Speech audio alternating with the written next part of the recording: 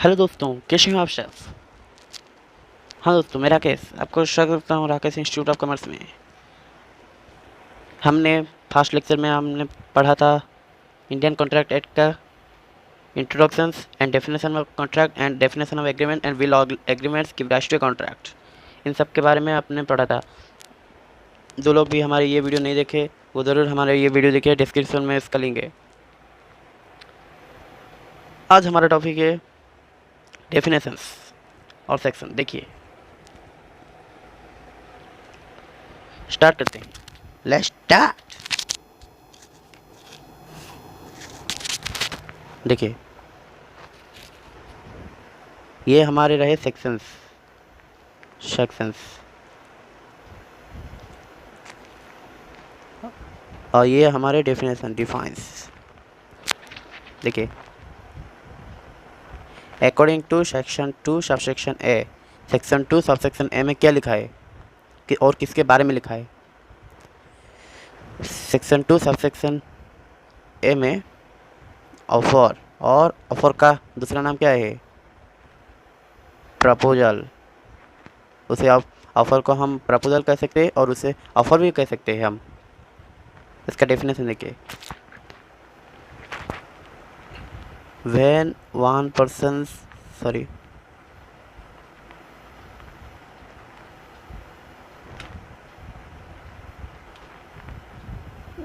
when one person signifies to another his willingness to do or to abstain from doing anything with a view to obtaining the assent of the other to such act or abstinence, he is said to make a proposal। Line बनाने से आपको दिखाई नहीं होगा, तो देखिए देखिए,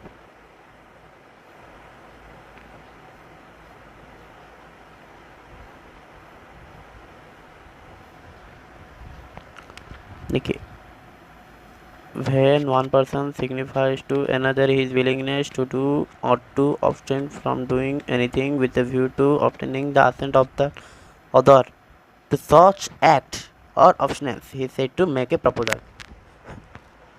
बच्चे बोलेंगे सर इसका मतलब क्या, आपने तो पढ़ लिया, इसका मतलब क्या है, हमें तो कुछ भी नहीं पता। हाँ बच्चे, मैं बता रहा हूँ ना, आप घबरा क्यों रहे हो। मैं आपको एक एग्जाम्पल देकर आपको समझाने की कोशिश करता हूँ। I hope you are understand. देखिए एग्जाम्पल्स, ये रहा हमारा एग्जाम्पल। देखिए,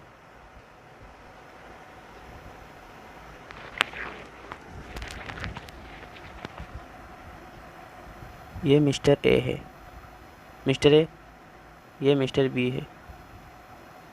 मिस्टर ए ने मिस्टर बी को कार बेचने के लिए कहा, कार बेचने के लिए कहा। मिस्टर ए का कार ₹10 लाख है।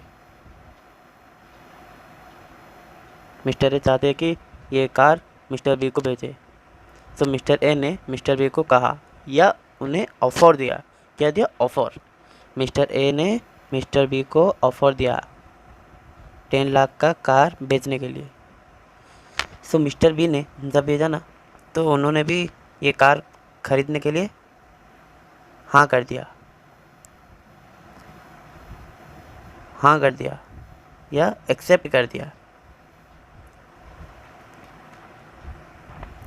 मिस्टर ए ने ऑफ़र किया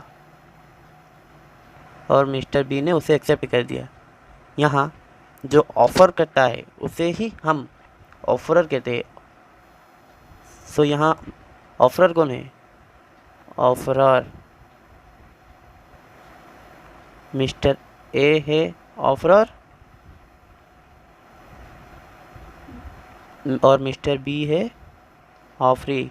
यहाँ जो ऑफ़र करता है उसे ऑफरर कहते हैं और जो ऑफ़र को एक्सेप्ट करता है उसे ऑफरी कहते हैं, और एक्सेप्टर भी वो कहते हैं। मिस्टर बी ने यहाँ एक्सेप्ट किया ना, तो इसीलिए मिस्टर बी को एक्सेप्टर भी कहा जा सकता है। तो देखिए डेफिनेशन देखिए, when one person signifies to another, यहाँ when one person कौन है, mister A. Mister A signifies to another, mister B को his willingness to do or to abstain from doing.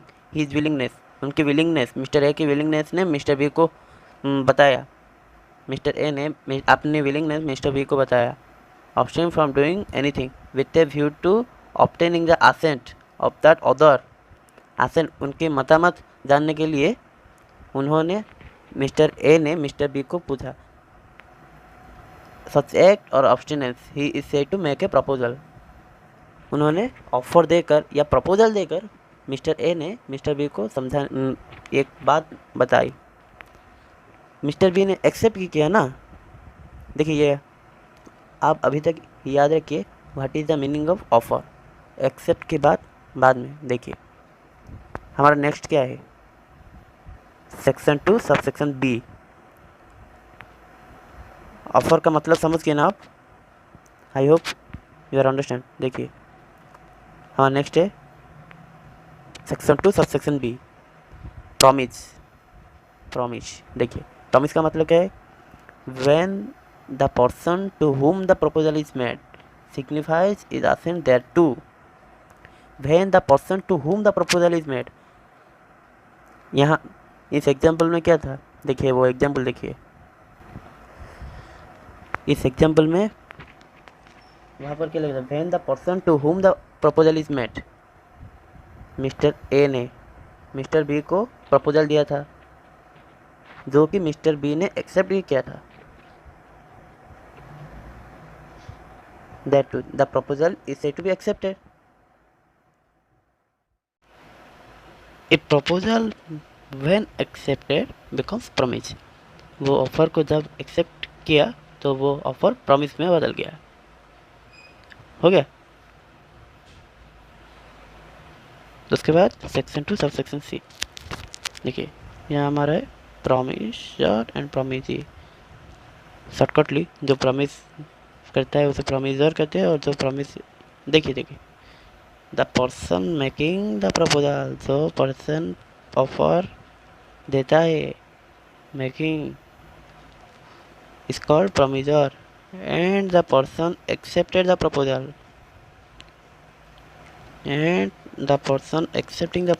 is called promisee. जो person वो proposal को या offer को accept करता है उसे प्रॉमिसी कहते हैं. ये हमारा सेक्शन 2 सबसेक्शन सी है. बहुत ईजी है. उसके बाद क्या है section 2 subsection D, consideration. Consideration का मतलब क्या है,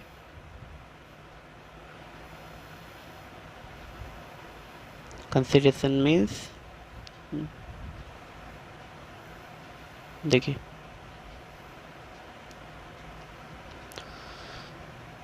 consideration when at the desire of the promiser the promisee or any other person has done or abstained from doing or does or abstains from doing or promises to do or abstain from doing something, such act or abstinence or promise is called consideration for the promise.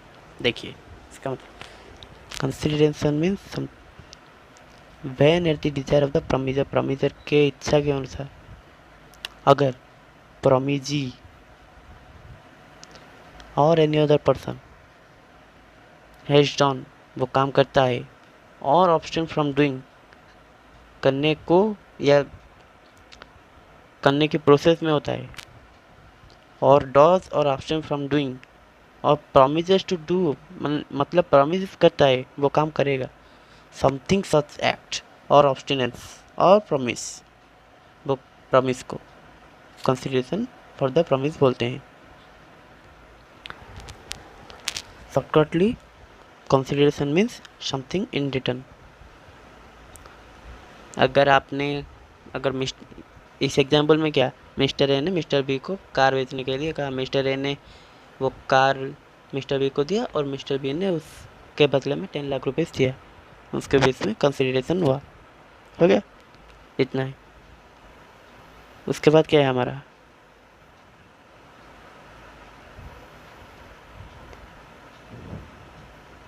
उसके बाद है meaning of agreement.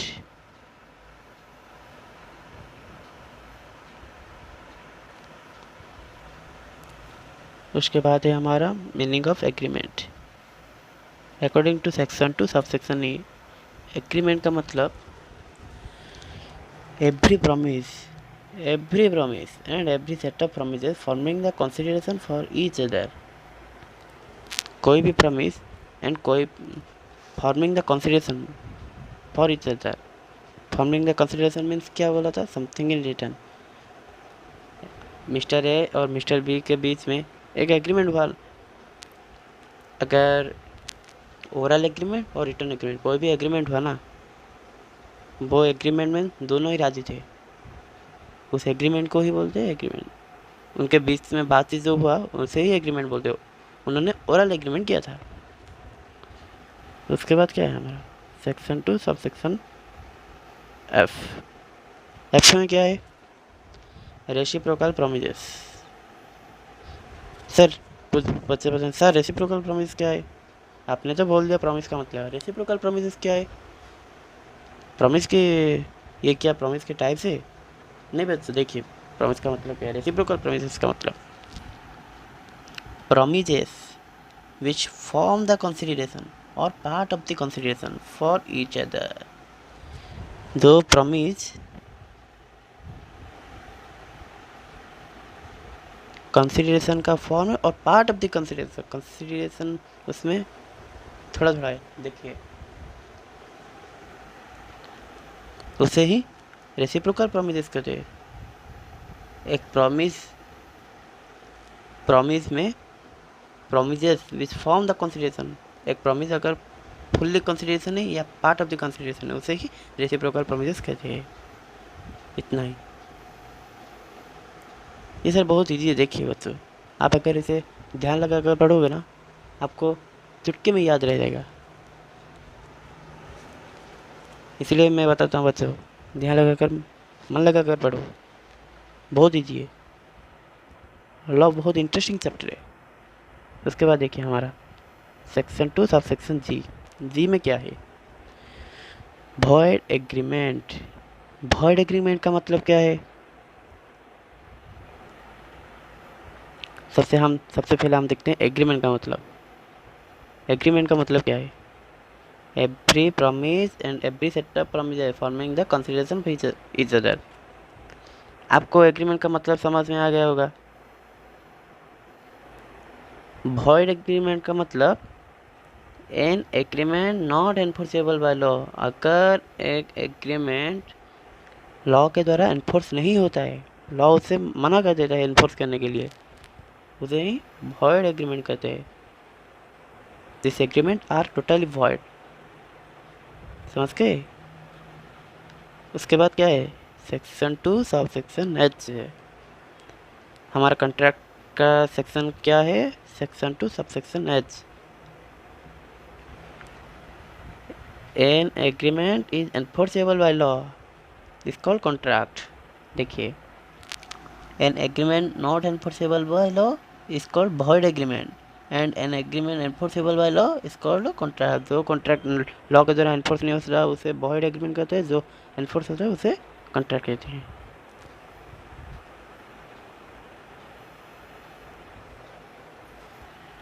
उसके बाद क्या है हमें बच्चों voidable contract. इसका सेक्शन क्या है आई. Section 2 sub section I. ये सब सेक्शन 2 के अंदर है. वॉइडेबल कॉन्ट्रैक्ट का मतलब an agreement which is enforceable by law. देखिए an agreement which is enforceable by law at the option of one or more parties thereto, but not at the option of other or others, is called voidable contract. Voidable contract means अगर an agreement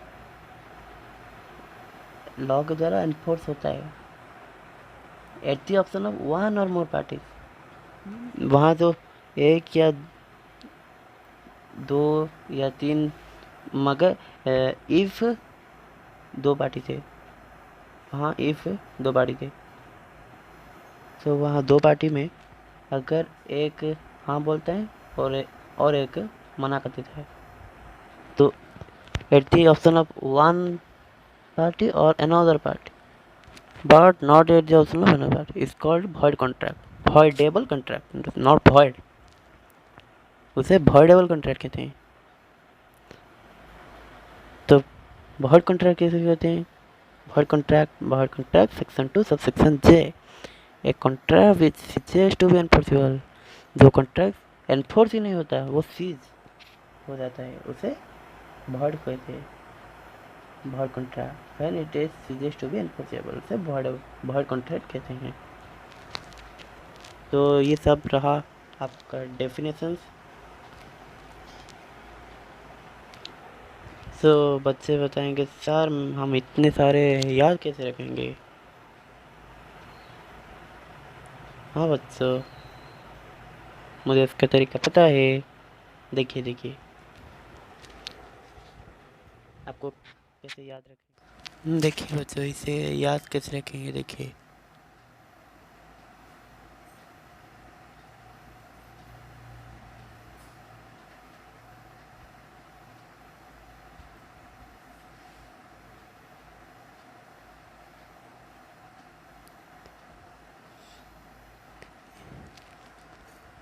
और इसे सही तरीके से देखिए।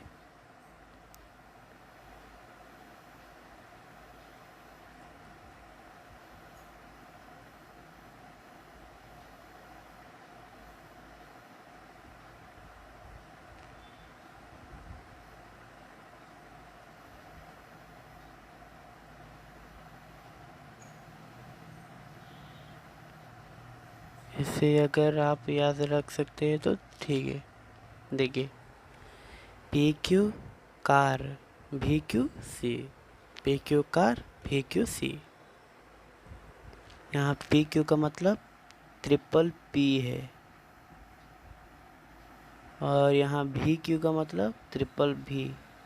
देखिए कैसे, देखिए ये फर्स्ट पी, ये सेकंड पी, ये थर्ड पी, देन कार, ये सी ए आर, और ये 1 2 3 ट्रिपल वी, और ये लास्ट सी।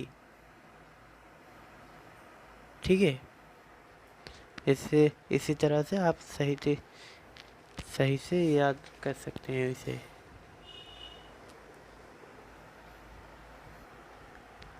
आज के लिए बच्चों इतना ही। अगला क्लास हम essential elements of valid contract और क्लासिफिकेशन ऑफ कॉन्ट्रैक्ट और बहुत कुछ करेंगे। तो बच्चों थैंक यू। और मैं बताना चाहता हूँ, जो लोग हमारे चैनल पर नए हैं वो ज़रूर हमारे चैनल को सब्सक्राइब करें और पास में आए हुआ बेल आइकन को ज़रूर प्रेस करें। तो दोस्तों गुड बाय।